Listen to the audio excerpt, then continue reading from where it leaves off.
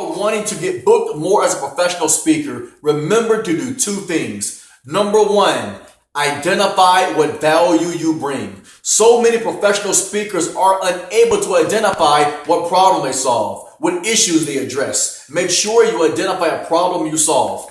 Number two, make sure you associate a value with a cost. You need to know what you are worth. Do your research. Find out what a half-day keynote is going to cost. Find out what it costs to travel across country. Identify what it would cost for you for a day to give a 1-hour presentation. When people are contacting you to speak, they need to hear a number, and they don't want to feel like they're getting taken advantage of. So make sure you identify your price with your value. So to recapitulate, number one, know what problems you solve. Number two, associate a price with your value. Do those two things and you will already be ahead of the curve for those that want to be professional speakers. If you want more information, please feel free to visit my Pro Speakers Kit workshop, either live or in person, for more tips to amplify your professional speaking career.